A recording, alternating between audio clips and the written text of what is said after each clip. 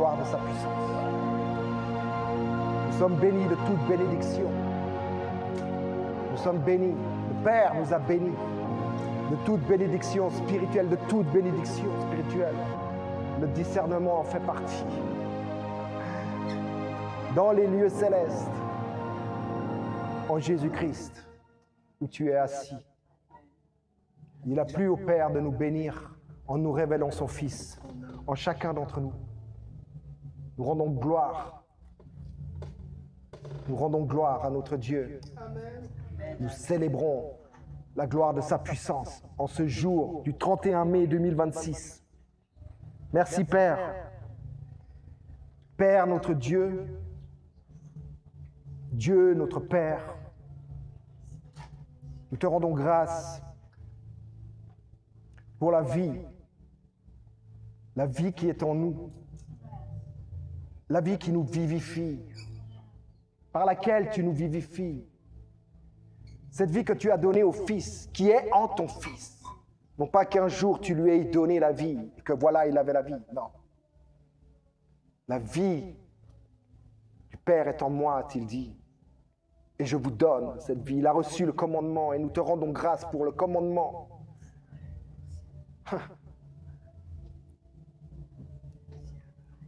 Donner à ton Fils de nous transmettre, non pas tes salutations, mais ta vie.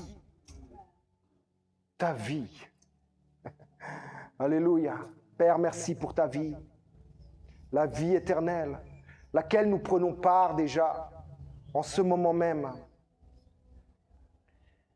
avec une grande expectative de la voir se réaliser en plusieurs, en tous, et être manifestée au jour de Christ, où tout œil le contemplera et célébrera la gloire de sa puissance dans un cantique nouveau, dans un langage kaino, totalement inouï, jamais entendu jusque-là. Un langage uni à celui du Fils, rendant grâce à son Père, participant en sa vie, en sa louange, en sa foi, en son sacrifice. En toutes choses, nous participons, volontairement ou pas, consciemment ou pas. Si nous vivons, si notre cœur bat, si nos poumons peuvent faire l'exercice de nous faire respirer, c'est que Dieu est vivant en chacun de nous. Ton souffle, les battements de ton cœur, ton sang, ta peau, tes empreintes, portent l'empreinte du Fils à jamais. Amen. Je rends grâce à Dieu de nous avoir donné tout ce qu'il nous a donné. Et tout ce qu'il nous a donné là, est en son Fils. Et il nous a tout donné avec lui.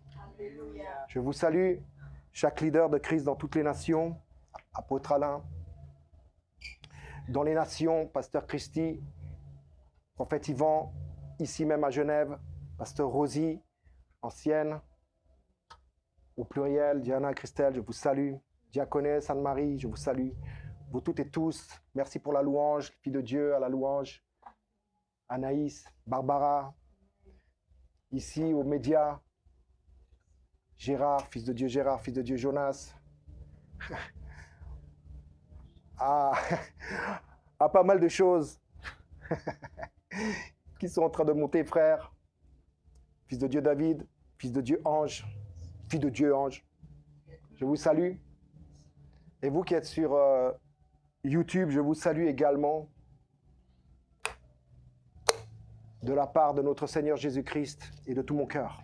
Amen. Amen. Vous pouvez vous asseoir. Le thème d'aujourd'hui est discerner le vrai du faux. Discerner le vrai du faux. Nous allons voir 2 points. Une petite intro, 2 points, une petite conclusion.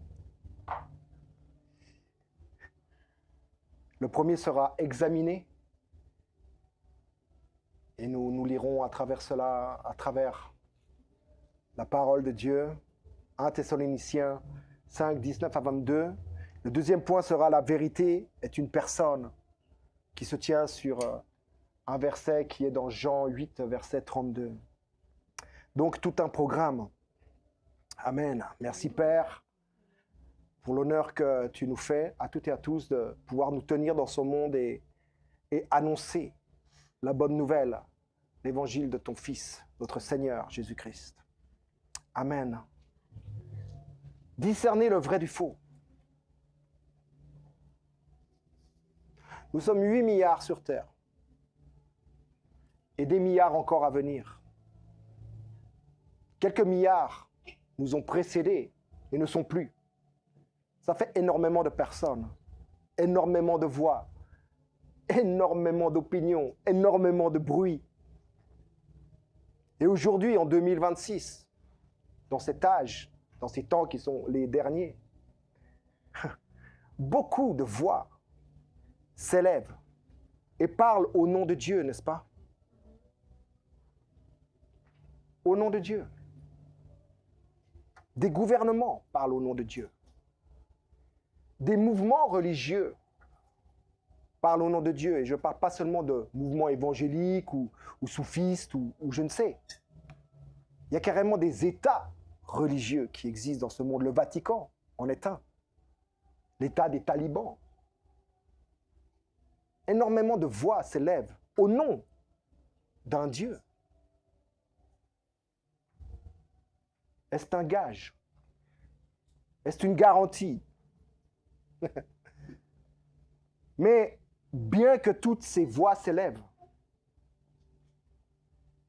toutes ces opinions, tous ces systèmes qui nous font face ou auxquels nous faisons face, où nous sommes pris dedans, malgré tout, nous n'avons pas réellement à sonder les intentions des hommes.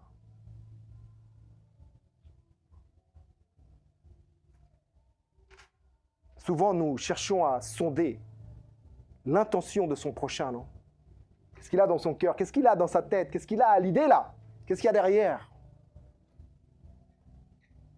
Nous faisons appel au discernement spirituel, mais nous avons à apprendre à reconnaître la voix de notre Père. C'est ce à quoi nous avons été appelés. Église, ecclésia. Ecclésia est un mouvement qui vient d'en haut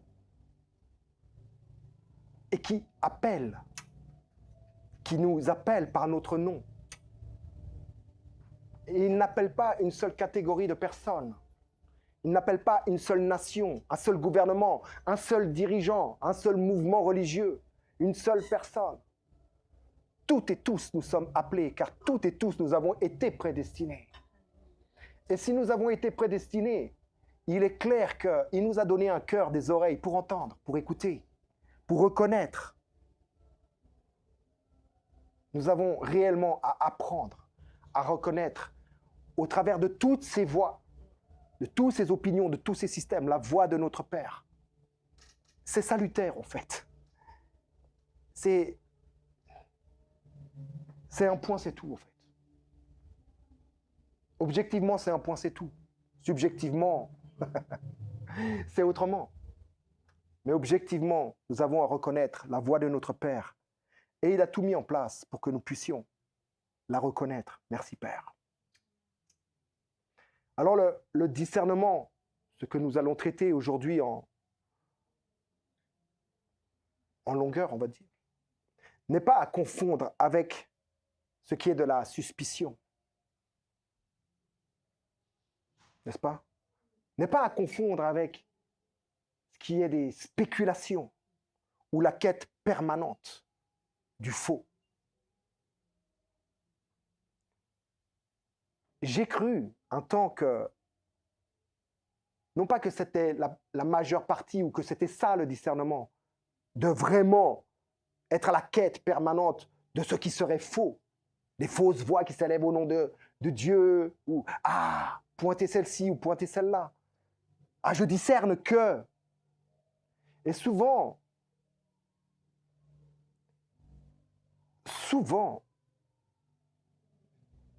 je discernais plus le mal que le bien en fait. Allez savoir pourquoi. Je pointais mon oreille ou mon regard plus sur les choses divergentes que sur l'évidence de Dieu, au fait. Et je me concentrais là-bas. Et au fait, j'ai remarqué que j'ai perdu mon temps. Mais gloire à Dieu, on peut toujours le racheter, n'est-ce pas? En ce sens, racheter le temps veut dire toute occasion te sera donnée. Elle sera nouvelle et elle sera bonne pour expérimenter quelque chose autrement de ce que tu as expérimenté jusqu'à aujourd'hui. Dieu a mis en place tous les moyens qui soient pour qu'on puisse vivre comme des fils de Dieu, au standard des fils de Dieu. Le premier, c'est être aimant. Aimer sans forcer, mais conscient que mon prochain, quelle que soit la couleur de sa peau, quelle que soit l'origine de sa croyance, quel que soit le Dieu ou quelle que soit sa pensée, son intelligence, n'est pas différent de moi en fait. Il a été racheté au même prix que moi-même. J'ai été racheté au fait. Une fois pour toutes, Jésus a donné sa vie pour tous.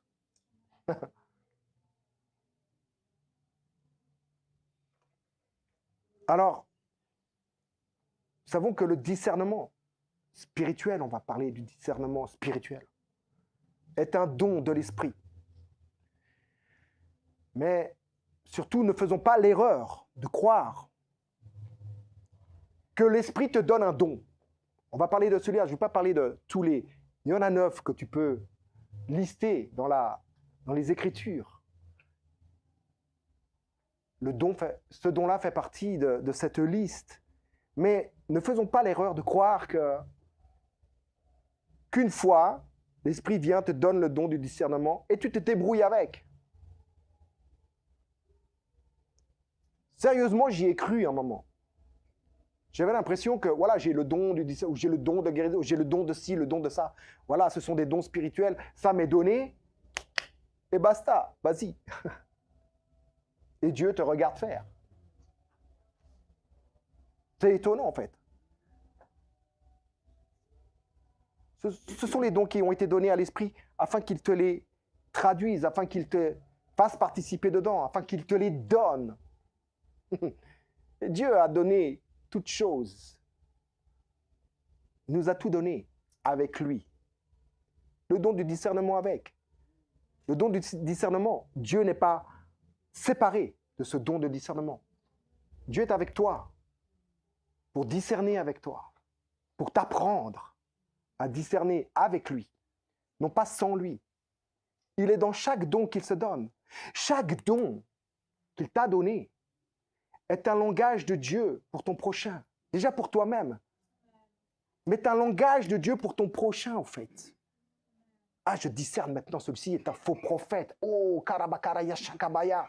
Envoyez le feu. Ce n'est pas le langage de Dieu. Si un de tes frères ou sœurs, un de tes frères, une de tes sœurs, diverge un peu, dysfonctionne un tout petit peu, prend une forme qui n'est pas la bonne, reprends-la avec douceur. Ne commence pas à l'accuser. Je discerne que on va chasser. Comment vas-tu chasser l'âme d'une personne? Tu n'as pas ce pouvoir. Et celui qui en a le pouvoir ne le fera jamais.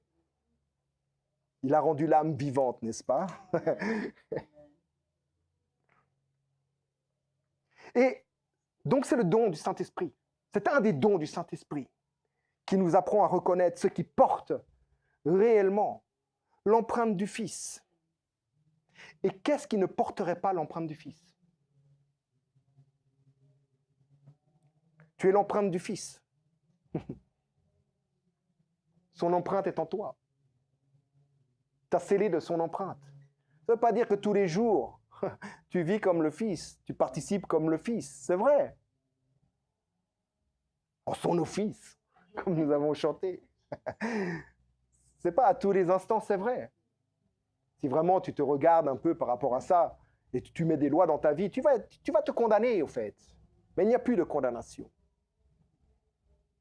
Mais Dieu, notre Père, veut que nous puissions réellement reconnaître, en fait, la nature du Christ, l'esprit de l'Évangile. Ah, je connais l'Évangile, j'ai lu les 4 évangiles. Ah, l'Évangile, c'est ci, l'esprit de l'Évangile. Ce qu'il y a, on pourrait dire, derrière l'Évangile, encore un peu caché, qui est prêt à être révélé. L'esprit de l'Évangile. Ce qui porte l'Évangile. Ce qu'est l'Évangile. L'esprit, c'est quand tu te dis, tu lis ta Bible et tu dis, j'ai compris là. C'est l'esprit de discernement qui t'aide à comprendre, l'esprit de sagesse qui t'aide à comprendre les paroles inspirées qui se trouvent dans l'Écriture. Ce n'est pas toi avec ta grande intelligence. Tu as beau avoir peut-être lu tout le dictionnaire, toute la philosophie grecque, romaine et juive et autres. Je t'assure que devant ta Bible, rappelle-toi la première fois que tu as ouvert la Bible, que tu as lu la Bible, commencé à lire la Bible. Et tu comprenais quelque chose ou quoi? Qui comprenait quoi? Personne n'y comprenait rien. Moi, je lisais la Bible. Je dis, c'est du français, ça. On parle comme ça encore aujourd'hui? Je comprenais rien. Non, mais je comprenais rien. Du tout. Il faut que tu naisses de nouveau. Non, je comprenais rien. C'est pas une question de... Non. C'est l'esprit qui t'éclaire les Écritures, qui te conduit dans l'Écriture et qui glorifie celui dont elle témoigne. Et t'amène à reconnaître le fruit de l'esprit en toutes choses, l'esprit de discernement. Quand tu discernes le fruit de l'esprit en une personne, c'est une distinction à partir de l'esprit. À partir de l'esprit. Peut-être tu peux dire, ouais, non, mais je suis capable de reconnaître quand même quand quelqu'un il aime l'autre. Je suis capable quand même de reconnaître quand celui-ci s'amuse, il est en joie, etc. Tu n'es pas capable. En vérité, je ne suis pas capable. En vérité, on croit, nous, en tant qu'êtres humains, d'être capables de toutes choses. Nous ne procédons pas de nous-mêmes. Nous avons comme parent notre Père, et notre Père est esprit.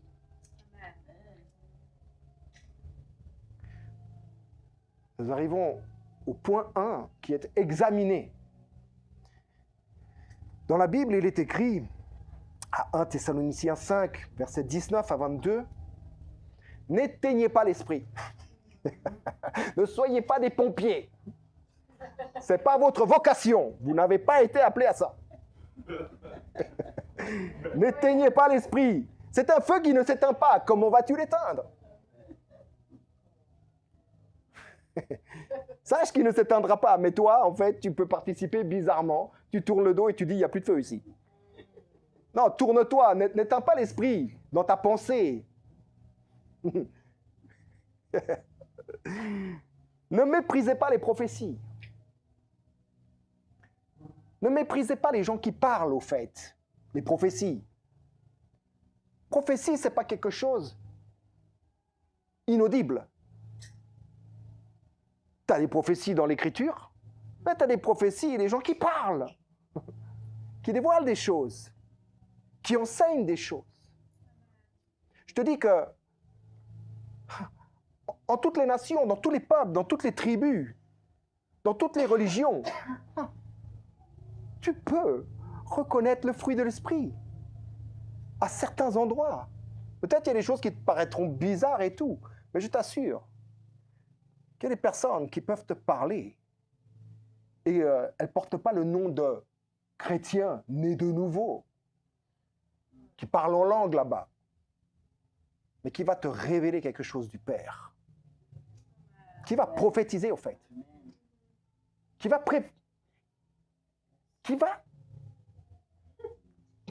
ne méprisez pas les prophéties.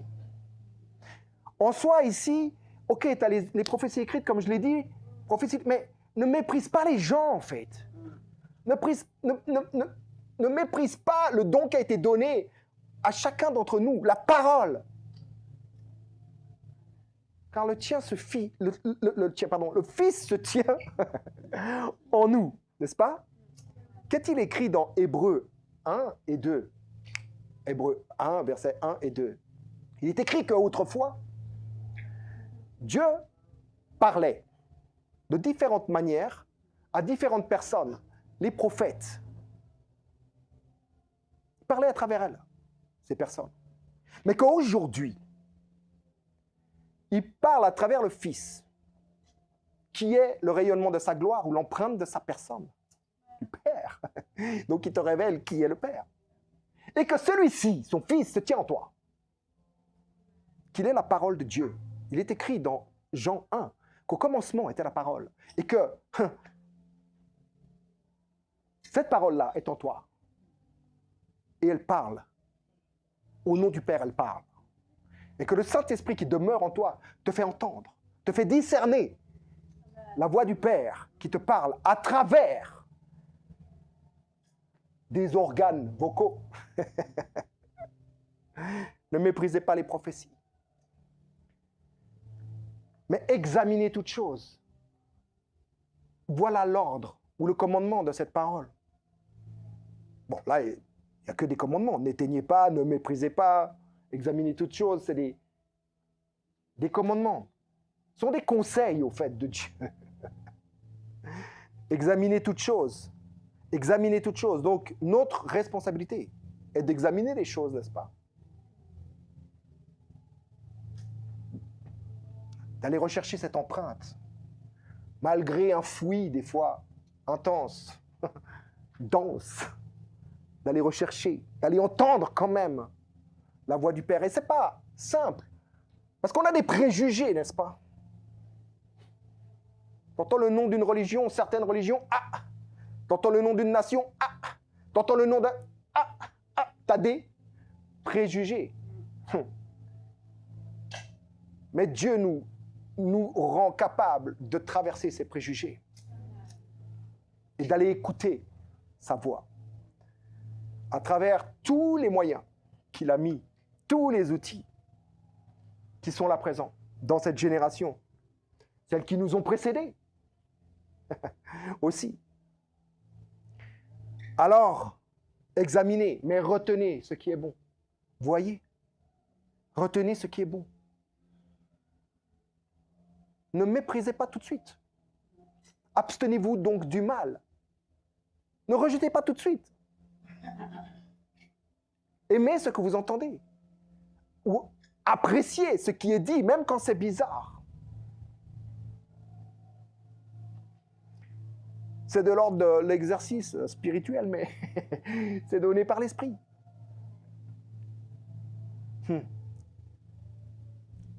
Retenez ce qui est bon. Examinez, le mot ici, là, examiner toute chose, vient effectivement du grec, dokimazo, a plusieurs significations. Je ne vais pas rentrer dans toutes les significations du mot, mais qui signifie mettre à l'épreuve. Mettre à l'épreuve. Examiner attentivement. Examiner attentivement. Être attentif.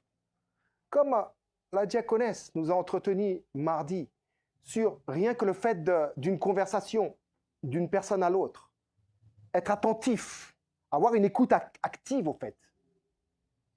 C'est là-dedans qu'elle nous a pas mal emmenés mardi.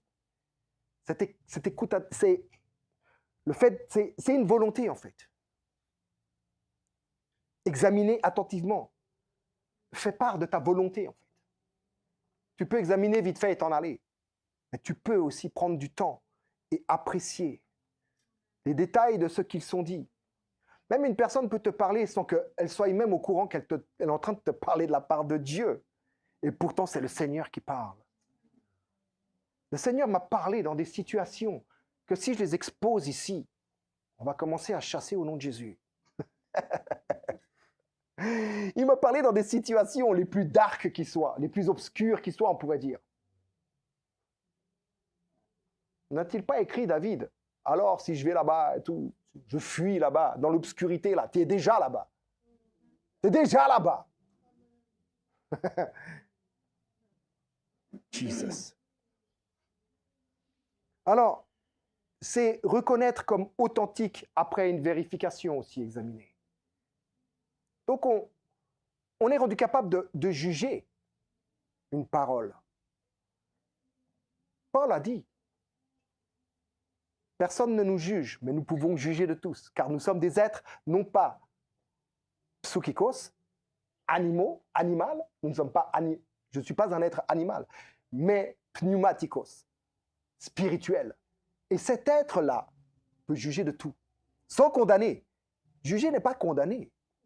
Souvent, on prend juger, condamner. Ah, juger, non, peut juger de toute chose, peut examiner toute chose et voir si cette chose est digne à être reçue. Alléluia. Ce qui est intéressant, c'est que dans les mots, il y a toujours une racine du mot, n'est-ce pas? Et la racine de ce mot-là, d'examiner, tokimatsu, c'est diknuo. J'aime cette langue. C'est vrai, ça sonne hyper bien. Diknuo.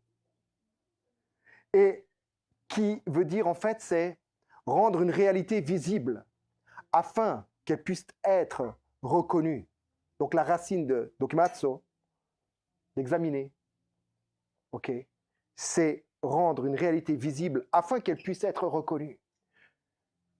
Alors, Dieu n'a pas seulement annoncé la vérité à travers, ou l'évangile à travers les prophètes d'antan, d'autrefois. Oui, autrefois, Dieu parlait à travers la bouche des prophètes et les prophètes annonçaient quelque chose qui allait survenir, qui était prêt, mais qui allait survenir. N'est-ce pas? Donc, Dieu les enseignait là-bas. Et à travers eux, les prophètes enseignaient le peuple qui voulait être enseigné. C'est un autre sujet. Mais Dieu n'a pas seulement annoncé la vérité, ne l'a pas seulement enseigné, au fait. Il l'a rendu visible en Jésus-Christ. Dites-nous. Paul va dire dans 2 Corinthiens 4, verset 6, Dieu a fait briller la lumière dans nos cœurs pour faire resplendir la connaissance de la gloire de Dieu sur la face de Jésus-Christ, notre Seigneur. Il l'a rendu visible. Il l'a amené à notre connaissance. La parole s'est faite chair. Et nous l'avons contemplée, pleine de grâce et de vérité.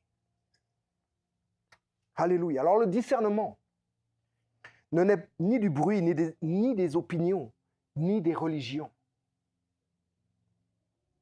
Ni du bruit, ni des opinions, ni des religions. Le discernement ne naît pas de ça. Mais réellement de la communion avec le Père révélé en Jésus-Christ. C'est de là que naît ton discernement. Oui, c'est un don donné par l'Esprit, mais le Saint-Esprit te conduira toujours dans toute la vérité et glorifiera la vérité, le véritable, Jésus, lequel nous a attachés à lui pour nous ramener à la maison et nous introduire dans la communion la plus extravagante qui soit avec le Père dans l'Esprit.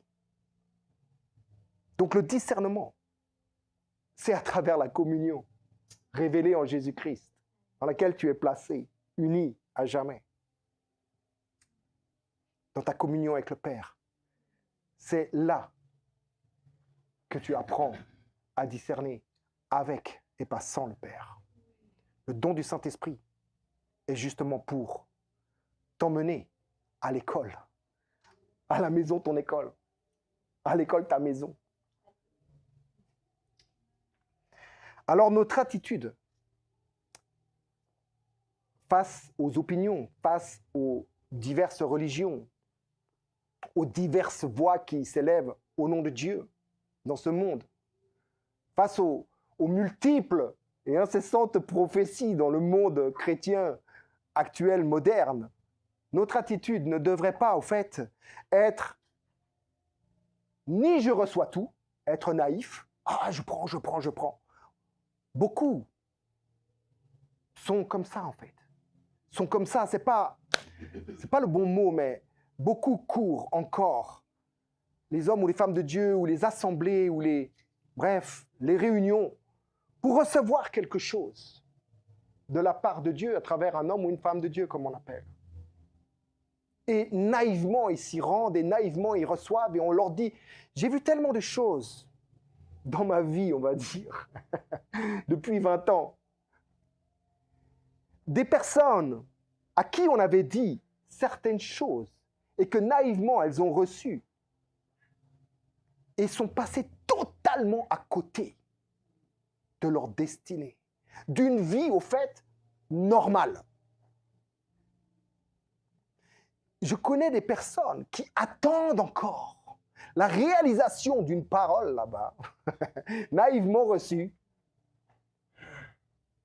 et qui attendent des choses extravagantes qui ne se passeront jamais, en fait.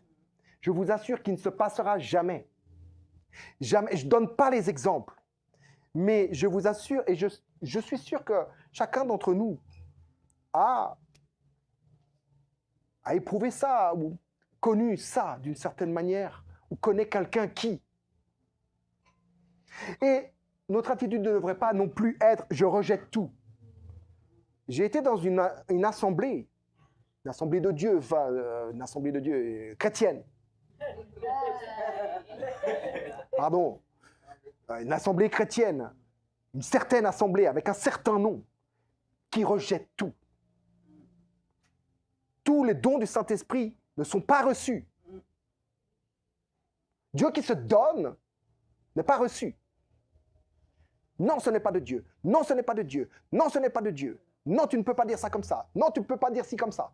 Non, ce n'est pas de Dieu. Non, non, non. Non, tu apostasies. Non, ci, non, ça.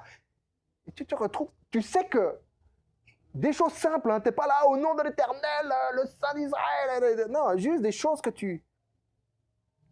Dieu te met à cœur, que le Saint-Esprit t'amène à participer et à partager maintenant à ton frère, à ta sœur, pour qu'en fait, elle puisse entendre d'une certaine manière ou d'une autre manière la voix de Dieu pour elle, directement.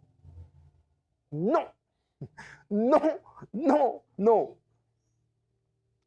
Soyons pas cyniques. Soyons pas, comme on dit, psychorigides, au fait. Mais plutôt que notre attitude soit plutôt « Ok, je vais éprouver ça à la lumière de l'Écriture, par exemple. » Toutes les paroles prophétiques que tu vas entendre, ou que tu as entendues, parfois, pas toutes, tu peux les juger par rapport à l'Écriture. Il y a des choses qui te sont dites, qui te sont très personnelles. Ce n'est pas écrit là-bas. Ce n'est pas écrit dans 1 Corinthiens 12, verset 5, ou je ne sais, Genèse 3, verset je ne sais pas quoi. Mais tu n'as pas que l'Écriture comme moyen. Le caractère de Jésus. Est-ce que Jésus peut te dire une chose pareille? Imagine. Alors oui, là, tu as l'Écriture comme moyen, parce que tu peux retourner dans l'Écriture, lire les évangiles et voir comment Jésus se comportait, voir comment Jésus parlait, même à ceux qui s'opposaient à lui, fortement, durement. Et voilà agir, voilà parler, voilà recevoir, chacun, et attribuer à chacun son dû, au fait. Donc la vie. N'a-t-il pas dit à un moment donné, hey, les gars, vous avez le nez coincé dans vos écritures, là, cherchant à travers elles la vie éternelle. Mais vous ne voulez pas venir vers moi, car elle témoigne de moi. Et maintenant, je suis là, vous ne voulez pas venir vers moi. Des fois, on est un peu coincé. Donc, le caractère de Jésus aussi. Tu peux mettre ça à la lumière du caractère de Jésus, à la lumière du fruit de l'esprit. Ok, le fruit de l'esprit, c'est quoi? C'est l'amour, c'est la paix, c'est la bonté, c'est la bienveillance, c'est la maîtrise, la tempérance, la patience, la persévérance, la foi. Tu peux mettre tout ce que tu reçois là, l'enseignement que tu reçois même d'aujourd'hui, on va dire, tu peux le mettre en lumière, ou mettre la lumière du fruit de l'esprit sur ce qui est dit, de comment c'est dit, etc., etc., etc. Tu ne peux pas toujours élever ta Bible. Non, il n'est pas écrit. Je t'assure que ces écritures témoignent de celui-là, qui est la parole de Dieu. Alors, tu as la lumière du Fils qui est en toi pour discerner si une prophétie, quelque chose qui t'est dit, un conseil, une remontrance peut-être, est juste, est digne d'être reçu. Tout, même les rêves que tu fais, tu rêves tout le temps. Tu ne te rappelles pas toujours. Mais des fois, tu as des rêves, des sections de rêves, des parties de rêves, des fois tout. Waouh! C'est tellement impactant, c'était tellement... Oh! Regarde aussi ton rêve, d'où il vient ce rêve au fait. C'est un rêve de toi-même, de ton âme, de ce que tu as vécu, ton passé, ou hier, de ce que tu as regardé à la télé ou quoi. Des fois, on a des rêves, voilà, c'est tellement d'informations qui se mélangent et puis qui te donnent un truc. Dis-toi que le rêve aussi est le moyen à ton âme d'évacuer certaines choses. Et souvent, dans cette évacuation-là, on croit que c'est Dieu qui parle, mais Dieu a mis les rêves comme moyen d'évacuer des choses. Et du coup, tu en fais des doctrines. Et Dieu m'a parlé à travers le rêve et il m'a dit ça. Non. Le fruit de l'esprit, le caractère de Jésus, l'écriture. Qu'a-t-il dit, Daniel? Que celui qui donne les rêves, celui qui est la source des rêves, est celui qui t'en fait la traduction, l'interprétation. Seul lui, Seigneur l'Éternel, là. Rappelez-vous le rêve de Nebuchadnezzar. Seul David a pu répondre. Dieu donne l'interprétation. J'ai dit David, pardon, Daniel. Tant pour moi, merci. Donc tout, comme on a dit, prophétie, enseignement, conseil, tout. Tu peux mettre à la lumière.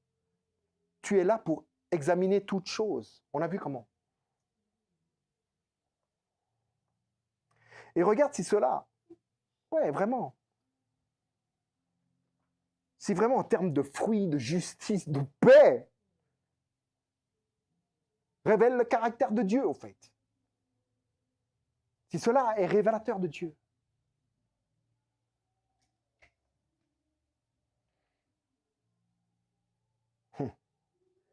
Regardez, Paul a parlé. Paul a dit des choses. Notre apôtre là, Paul, Jesus, c'est notre apôtre. Oui, nous avons notre apôtre Alain Léa. Ok, Alain de Douala au XXIe siècle. Nous avons l'apôtre Paul de Tarse au 1er siècle. C'est le nôtre aussi. Si tu considères que un il est à toi, alors le premier là-bas aussi. Oui, l'apôtre des apôtres, c'est Jésus. Oui, nous avons un tel apôtre, c'est Jésus. Et ce qu'il a donné, voilà, c'est son caractère, sa hardiesse, sa connaissance, sa sagesse, sa foi, sa vie, tout. Alléluia. Tu peux reconnaître ça en Paul, dans notre bien-aimé apôtre, et dans beaucoup de gens, en fait. Mais lui, là, celui-ci, là. Mais si quelqu'un, même nous-mêmes, regardez jusqu'où il va. Si quelqu'un, même nous, ou même un ange venu du ciel, vous annonçait un évangile différent de celui que nous vous avons prêché ou annoncé, qu'il soit, mais maudit au fait. Qu'il soit mis. Laisse tomber, en fait, écarte-toi. Ne tiens pas avec de telles personnes. Voyez à quel point il se challenge même. Mais moi, je vous ai annoncé un certain évangile. L'évangile de notre Seigneur Jésus-Christ. Mon évangile, va-t-il dire. Celui que je prêche. Mon évangile. Le Seigneur, il était dedans. Il a pris cet évangile comme sien. Prends cet évangile comme le tien aussi. C'est le tien. C'est ta bonne nouvelle. Hein? Mais il dit que même si nous venions à vous parler d'autre chose maintenant, mais mettez tout ça à la lumière de ce qu'on vous a réellement annoncé. Même si un ange. Bon, je n'ai pas eu encore un ange qui est venu me parler d'autre chose, mais en réalité, mais j'ai entendu beaucoup. Et je me suis aussi entendu dire des bizarreries dans l'évangile. Ne me maudissez pas. Mais soyez attentifs. Examinez toutes choses. Ce n'est pas parce que quelqu'un se tient ici ou ailleurs, qu'il a pleine autorité, toute autorité, tout, dans le sens que, ouais, ce qui sort là, c'est pleinement, parfaitement l'évangile. On progresse dans ce sens. Si tu progresses, ça veut dire que tu n'es pas arrivé encore à ton maximum. T'arriveras, et c'est Dieu qui le fera. Alléluia. Alléluia. Ça, je le discernais aussi. Regardez l'exemple des Béréens. Donc, les Béréens, c'est dans Actes 17, verset 11. 10 et 11, en fait. On n'en parle pas beaucoup, les gars. On les revoit dans Acte 20, les Béréens. Mais, c'est les gars, pourquoi ils éprouvaient l'enseignement de Paul, les gars? Ils éprouvaient, ils examinaient, hein? Par manque de respect. Genre, non, c'est Paul, il a reçu la vision, si ça, l'autre, le gars, il expose l'évangile comme on n'a jamais entendu exposer l'évangile.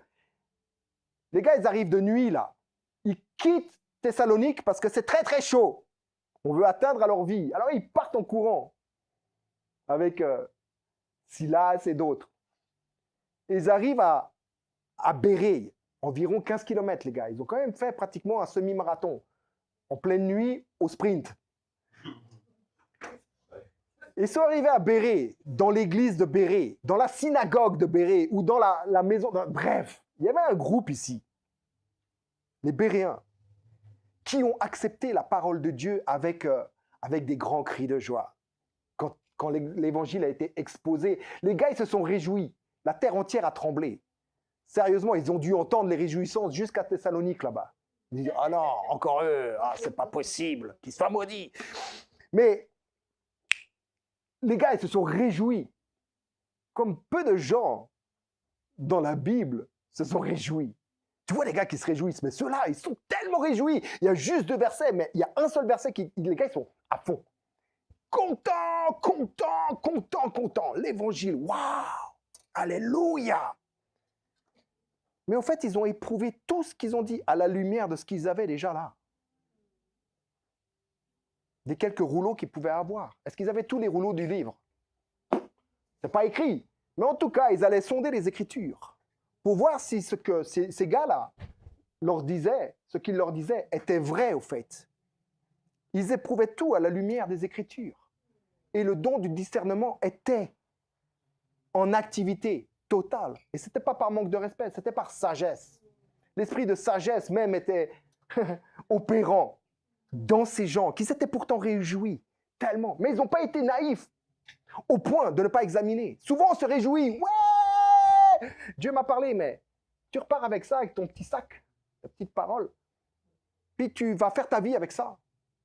Mais au bout d'un certain temps, tu vois que ça ne porte pas vraiment des fruits, au fait. Tu te dis, mais ouais, non, le gars là-bas, il était méchant. Le gars, enfin, bref, ouais, non, tu reviens, tu progresses, et puis tu commences à regretter tellement de choses.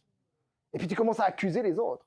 Mais c'était ton rôle, à toi, ta responsabilité d'examiner comme ces gars. Eux sont là dans l'église. Dans la Bible, ils ont 2 versets, hein, les Béréens. 2. Ouais, un petit là-bas en Acte 20. Mais ici, 17. 2 versets. C'est un exemple. Un exemple pour nous. Hey, c'était la marque de la maturité des gars, en fait. Ils étaient mûrs. Être mûr, c'est pas imposer les mains aux malades, parler en langue et tout ça. Tout ça, c'est bouilli encore. Ça, c'est écrit dans ta Bible. Toutes ces choses-là, c'est pour les nouveaux-nés. Blabla, chakaro, yiraba. C'est bon de parler en langue. Et j'apprécie. C'est bon de voir l'œuvre de Dieu se manifester en quelqu'un et tout d'un coup, il se lève, il est guéri. Alléluia. Gloire à Dieu. C'est bon, une prophétie, ça sort. Oh oui, ça parle tellement. De voir les cœurs se tourner, recevoir comme ça. Mais ça, c'est pour les enfants, les petits-enfants. Les petits-enfants. Je t'assure, c'est écrit là-bas dans Hébreux. Hébreux 5, à partir du verset 12. Là-bas, jusqu'à la fin du chapitre.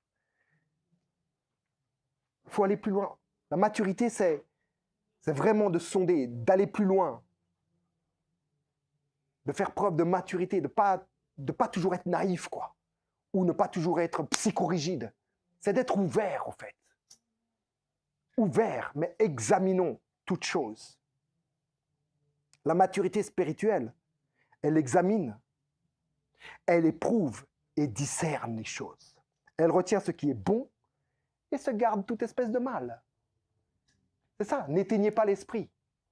Ce sont les personnes mûres qui n'éteignent pas l'esprit, qui ne se comportent pas comme des pompiers, comme s'ils l'avaient reçu dans la prédestination. On va éteindre le buisson de Moïse là-bas. Non, il a bien vu quelque chose qui ne s'éteignait pas, n'est-ce pas? Ok. Ça, c'est pour le premier point, d'examiner les choses. Est-ce que ça va? Vous avez des questions? Est-ce que ça va? On peut avoir des questions et les poser. Je suis prêt de partir en interaction, là. Alors, si ce n'est pas le cas, nous prenons le deuxième point qui est la vérité est une personne. Donc, on est dans le thème de discerner le vrai du faux. C'est bien ta posture là-bas. C'est très bien. C'est un discernement. C'est vrai, des fois on est là, on s'assied, on est assis, l'autre il parle, ça berce, non? Mais on a le sentiment que ce que le gars il est en train de dire, ou la gars est en train de dire, est important. Alors tu prends une autre position, une autre posture. Tu te mets debout, tu ne vas pas t'endormir et tomber. Bravo. C'est appréciable, c'est bien. Vous pouvez vous lever, hein, même faire des exercices à des moments. Respirer, boire un coup. Moi, ça ne va pas me déranger.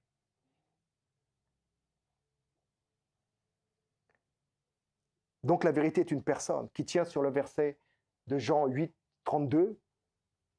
Par cœur, c'est quoi? En gros, vous connaîtrez la vérité, vous rendra ou vous affranchira. Alors dans les Écritures, la vérité n'est pas seulement un concept qui soit juste. Hein? Elle est d'abord centrée sur le Christ incarné. C'est là-dessus qu'elle pointe, de A jusqu'à Z, d'alpha à oméga, de Genèse à Apocalypse. L'écriture, toute l'écriture ici, canonisée, qui forme maintenant une Bible, une bibliothèque, un livre, une bibliothèque pleine de livres, pointe essentiellement le cœur de l'évangile. Et la parole s'est faite chair. Elle a vécu parmi nous. Nous l'avons contemplée, pleine de grâce et de vérité. Personne n'a jamais vu Dieu, si ce n'est le Fils qui nous l'a révélé. Nous l'avons contemplé comme la gloire du Fils unique de Dieu. L'Évangile pointe à cela. Ce n'est pas juste des concepts qui sont justes. Oui, ce que dit la Bible, c'est juste, c'est juste. Non. Ça pointe au Christ incarné, à l'incarnation, là. En elle était la vie, et cette vie est la lumière des hommes. Et elle est venue chez les siens. Voilà, le cœur, le centre des Écritures. Ces Écritures qui témoignent de la vérité, qui est une personne, le Christ Jésus. Je suis, a-t-il dit, la vérité. Oui, je suis le chemin, la vérité et la vie. Mais dans ces trois actes-là, il est la vérité. Il dit, je suis la vérité. Je suis la vérité. Jean va dire une chose. Et dans 1 Jean 4, quand on est à 1 Jean 4, il est question de l'esprit de l'erreur, de discerner l'esprit de l'erreur ou les faux prophètes, ou discerner ce qu'est l'esprit de l'antichrist, qui est l'esprit de l'erreur, ou l'esprit qui s'oppose, ou l'esprit qui veut prendre place à la place de. D'accord? Et il va dire au verset 2 de 1 Jean 4, 2, il va dire, reconnaissez à ceci l'esprit de Dieu. Discernez, Reconnaissez à ceci l'Esprit de Dieu. Tout esprit qui confesse Jésus-Christ venu en chair est de Dieu. Venu en chair, le Christ incarné, le centre. Ce que tu dois discerner à travers toute la Bible, c'est ça. Tout esprit, nous sommes esprits, n'est-ce pas? Tout esprit s'adresse à nous, aux esprits, à tout esprit qui reconnaît objectivement que Jésus-Christ est venu en chair, est en train de prendre part là, au discernement de l'esprit, est en train d'être appris par Dieu. Et la croix est la révélation ultime de la vérité de Dieu. C'est pour ça que Paul a écrit « Car je n'ai pas eu la pensée, car je n'ai pas eu la pensée de savoir parmi vous autre chose que Jésus-Christ et Jésus-Christ crucifié. » La vérité ultime. Vous savez que dans 1 Corinthiens, quand il prêche au début, il dit, il met en exergue la sagesse de Dieu et la sagesse des hommes, n'est-ce pas? La crucifixion, pour certains, était folie. Pour d'autres, c'était à vomir. Et c'est la sagesse de Dieu. C'est l'ultime vérité. La vérité ultime, on pourrait dire, de Dieu. Athanas disait, la vérité supporte l'examen. C'est ce que dit Paul dans 1 Thessaloniciens. N'éteignez pas l'esprit, examinez les choses, au fait. Ne méprisez pas. La vérité supporte l'examen. La croix supporte l'examen. Je te dis que la croix, l'œuvre de Dieu, supporte l'examen. Tous les intelligents, les scientifiques, ils peuvent tous y aller, peuvent tous éprouver la croix. Et certains le font et se trouvent convertis à la fin de leurs travaux. Parce que la vérité supporte l'examen. Et ce qui tient au fait est la vérité. Par contre, l'erreur s'effondre sous l'examen. L'erreur s'effondre sous l'examen. Gamaliel avait dit, alors qu'il cherchait à arrêter tous les disciples, tous les apôtres, là, ils avaient crucifié le Christ, ils s'étaient dit, ça y est, la voix, là, ça va être fini. Maintenant, il y a encore plus de bouches qui parlent.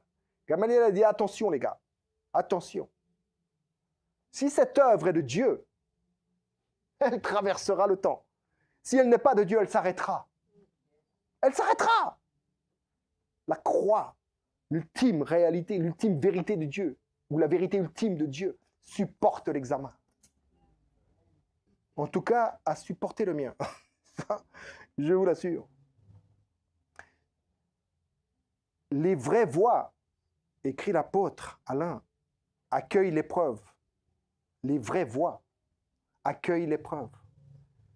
Comme le Fils qui dit, toutefois que ce ne soit pas ma volonté qui se fasse, mais la tienne. Les fausses voies, elles, résistent à la vérité et refusent la croix. Refusent l'épreuve. C'est en cela que nous savons où on s'en trouve, où nous nous trouvons, là où nous sommes rendus dans notre cheminement de foi. Rappelez-vous qu'à un moment donné, Jésus a dit, pour les nations là, que dit-on de moi? Qui dit-on que je suis? Certains, la rumeur, n'est-ce pas? Celui-ci, celui-là, celui-l'autre. Et pour vous, qui suis-je au fait? Qui dites-vous que je suis? Grand silence et Pierre se lève. Tu es le Christ. Entends, tu es le Messie, le Fils du Dieu vivant. Tu es heureux, Simon-Pierre, Simon, fils de Jonas, car ceci t'a été révélé par mon Père et non par un homme, au fait. Mais regardez-le, une demi-heure plus tard, lorsque Jésus annonce son œuvre, l'œuvre qui lui a été confiée, la croix là-bas, regardez, que Dieu t'en garde, Seigneur, cela ne t'arrivera pas. Je vous dis que les vraies voies accueillent l'épreuve et les fausses voies résistent à la vérité. Est-ce que Pierre était faux, c'était une fausse voix, il ne fallait plus l'entendre? Mais il est un bon exemple, Pierre. Il est un bon exemple. Vous voyez ce que Paul dit en Galates 1, verset 8, par rapport à si quelqu'un d'autre, mais si même nous annonçons un autre évangile qui vous a été prêché, qu'il soit maudit. Jésus n'a pas maudit Pierre. Il s'est maudit tout seul. Même arrivé en bas, quand ils l'ont... Là, je saute du coq à l'âne, mais Pierre, il est intéressant. Sa vie est édifiante pour nous. Pas seulement au niveau où, il a raté le truc. Ah, il n'a pas fait que des trucs bizarres comme ça. Non, mais il est édifiant pour ça, parce que nous sommes humains comme lui, en fait. Oui, déifiés. Si nous appelons notre Père, Père, allez voir ce que Jésus dit par rapport à ça aux pharisiens. Bref, je parle, mais lui-même, il s'est maudit tout seul, Pierre. Que je sois maudit si je le connais. Que Dieu me maudisse si je connais celui-ci. C'est là où ça nous amène, en fait. La vérité supporte l'examen. La vérité supporte l'examen. Elle supporte l'épreuve.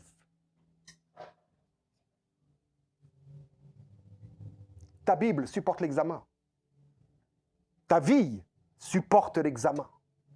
Il y a des choses qui vont brûler. Hein. Il y a des choses qui vont brûler. Mais il y a des choses qui vont rester.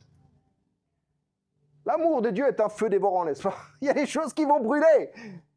Nous sommes là pour supporter l'examen.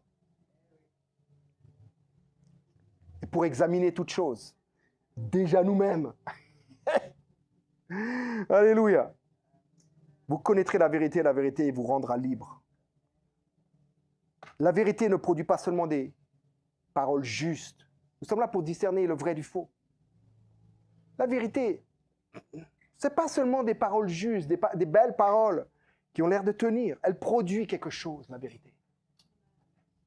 Le fruit, l'amour, la paix, la justice, la patience, l'humilité. Cela t'amène à la liberté. Le fruit de l'esprit te libère, en fait. Ce qu'il génère, c'est la vie, c'est la liberté. Et la vérité te mène toujours à glorifier Jésus. Tu peux mettre à l'épreuve Jésus. Sa parole, son témoignage, sa nature, tout. Lui-même a traversé toutes les épreuves. Il est prêt à ce que tu viennes éprouver si réellement il est de Dieu ou pas. Si réellement il est le Fils unique, il supporte. Et n'hésite pas, au fait. Ce n'est pas de remettre en question, mais c'est d'examiner les choses. Ce n'est pas là pour remettre en question. Ouais, la foi de celui-ci, ce n'est pas la bonne, c'est celle-là. Non, c'est la foi du Fils de Dieu. Alors examine bien déjà en toi dans quelle foi tu avances, au fait, avant d'examiner la foi des autres. Et quand tu auras vu un peu la manière dont tu avances et apprécié les manières, tu apprécieras bien, plus encore, la manière des autres. Mettons-nous à l'épreuve. Éprouvons-nous. Non, tu ne vas pas te mettre au bord du vide, puis je vais y aller, je ne vais pas y aller, non, je peux tenir. Non, ce n'est pas ça. Mais il est bon des fois de revenir et de voir si vraiment je suis un adorateur en esprit, en vérité, n'est-ce pas? Le mensonge. Discerner le vrai du faux. Ce n'est pas seulement pour les autres. Hein. Ce n'est pas seulement pour les autres. C'est d'abord pour soi. Le mensonge ne s'aligne ni avec les Écritures, ni avec le caractère révélé de Dieu. Et le mensonge, il finit toujours par produire quoi? Le contrôle, la peur et la glorification du soi. Moi, je. Oui, mais moi, je. Donc la confusion. Je vous dis que l'épreuve, le mensonge ne supporte pas l'épreuve. Parce que la confusion, Babel, là, elle est faite pour s'effondrer et ne plus rien porter comme fruit. sera effacé. Malcolm Smith, un enseignant contemporain, a dit « La vérité devient évidente dans le fruit qu'elle produit avec le temps. » Regardez la tour de Babel. On se pose encore la question où c'est qu'elle a été érigée. La tour de Babel, la tour de la confusion, la tour du moi-je. Faisons-nous un nom et inscrivons sur chaque brique notre nom. Parce que c'est ça la vérité. C'est ce que nous sommes par nous-mêmes. Venons, construisons ensemble. Faisons-nous un nom. Vous voyez aujourd'hui la tour de Babel, il n'y a plus rien. La vérité, elle, devient évidente dans le fruit qu'elle produit avec le temps. Alors connaître la vérité ne consiste pas à avoir réponse à tout. Ça, c'est à assimiler à l'orgueil. La seule réponse à tout porte un nom, Jésus. Mais toi, tu n'as pas réponse à tout. Même des fois, quand tu penses que tu donnes la réponse, c'est Jésus. Ce n'est pas Jésus, il n'est pas prêt encore. Le gars, il doit être prêt par le Saint-Esprit. Le Saint-Esprit est là pour sanctifier les âmes, les préparer le terrain. Toi, des fois, tu arrives avant. Et tu penses que, voilà, Jésus. Non, mon gars, tu dois faire preuve aussi de sagesse. Et cette sagesse est un don de l'Esprit, est une parole de Dieu pour toi, est le don du Père en toi, à travers le Fils, dans le Fils où il t'a placé, et par l'Esprit qu'il t'a donné. Alors, ça ne consiste pas à avoir réponse à tout. Tu n'as pas réponse à tout, je t'assure. Même si tu sais bien discerner, tu n'auras pas réponse à tout. À des moments, discerner, un des dons, enfin, une des factions du discernement, des fois, c'est juste le silence. C'est juste rien dire. Et ça, c'est l'œuvre la plus difficile. C'est rien dire.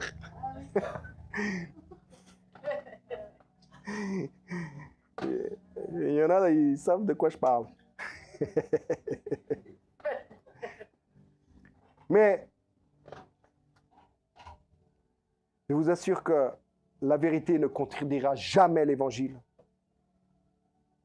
Le caractère de l'évangile, caractère de Jésus, sa parole. Jamais, jamais.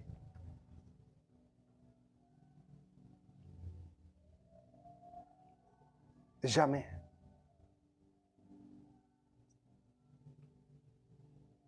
Un faux discernement remettra en cause le caractère du Fils de Dieu même. Dans toute sa splendeur, remettra en cause peut-être une infime partie, mais remettra en cause. Je sais que je parle à ton cœur. Alors, conclusion. Là où religion, ou encore le système de ce monde parle sans cesse et fait du bruit, le Fils contemple. Le Fils contemple. Le Fils ne peut rien faire de lui-même, il fait seulement ce qu'il voit faire au Père. Ça, c'est dans Jean 5, au verset 19. Lisez Jean 5 aujourd'hui. Et voyez, les gens lui disaient, la religion entière, le peuple juif lui disait, mon gars, t'as fait ça pendant le sabbat, mon gars, c'est une hérésie totale, t'as guéri un gars là, il a marché, il a pris son brancard là. Ça, c'est pas repos, ça, c'est pas Shabbat. C'est pas de Dieu, ça. Il est accusé de tous les maux. Même plus tard, on dira qu'il est un démon. Va chasser le démon de Jésus au nom de Jésus. C'est bizarre. Non, je vous assure. Mais regardez le Fils de Dieu. Tous ces bruits, tout le système contre lui, toute la religion contre lui, toutes ses voix, toutes ses opinions contraires. Regardez-le, il contemple. Il contemple. Le Fils ne peut rien faire de lui-même. Il fait seulement ce qu'il voit faire. Il contemple. C'est le fondement véritable du discernement. Il ne consiste pas à traquer l'erreur, mais à demeurer dans la communion avec le Père en Christ.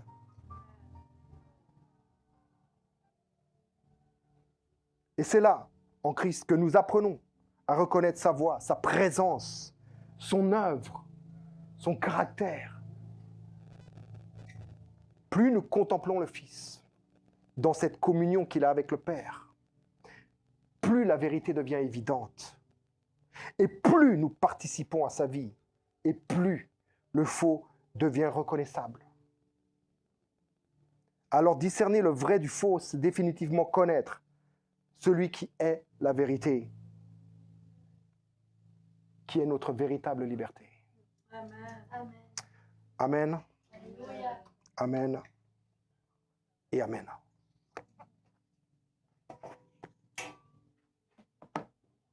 Merci pour votre écoute. C'est toujours un honneur de pouvoir se tenir et d'avoir l'attention de personnes. C'est quelque chose de spécial, de particulier. Et vraiment à apprécier dans sa valeur la plus sainte. Père, nous te rendons grâce de ce que tu nous as parlé encore ce matin, de ce que tu as trouvé le moyen de t'exprimer par tant de choses, par tant d'aspects, à travers nous. Le temple du Saint-Esprit. Le temple du Saint-Esprit, il n'y a pas plusieurs, il y a un. Un seul Dieu, un seul Père de tous, un seul Seigneur, un seul Esprit, un seul temple, un seul corps, une seule tête, un seul peuple, un seul Dieu, un. Père, nous te rendons grâce pour le un que nous sommes, que tous, et que toi tu es tout en tous. Merci de nous avoir rendu ministère par l'Esprit. Merci de nous avoir toujours poussés, de nous pousser toujours plus loin, de nous porter toujours plus haut, de nous éclairer de plus en plus. Et merci pour ton amour constant, incorruptible, indestructible. Un amour déraisonné à travers une sagesse humaine qui pourrait simplement réfléchir sur l'amour de Dieu. Un amour déraisonné. C'est pas raisonnable d'aimer autant. Père, nous te rendons grâce de nous avoir portés en Jésus-Christ jusque dans ton cœur, au cœur de la Trinité. D'avoir part à la communion qu'a le Fils dans l'Esprit. Avec toi, Papa, dans un face-à-face, dans une conversation permanente, si profonde, si mystique, si simple, si douce. Ta conversation, votre conversation dans laquelle vous nous avez placés est douce, agréable et parfaite. Te rendons grâce pour la sainteté que tu as placée en chacun d'entre nous et qui est devenue source de sanctification pour tous. Ton Fils Jésus, merci que tu l'as fait devenir sagesse pour chacun d'entre nous et de nous faire grandir dans cette sagesse, connaître cette sagesse, car tous les trésors de la connaissance et de la sagesse sont en lui. Et tu nous as placés, merci Père.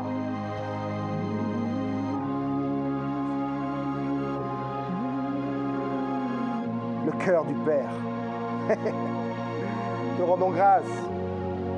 Te rendons grâce, Papa. Vous êtes bénis. Vous êtes bénis de toute bénédiction spirituelle par votre Père, qui vous a placé dans les lieux célestes en Jésus-Christ et qui vous garde, saint par le Saint-Esprit qui demeure en chacun. Vous êtes bénis. L'amour de Dieu, la grâce de notre Seigneur Jésus-Christ et la communication de l'Esprit est en chacun de vous. Amen.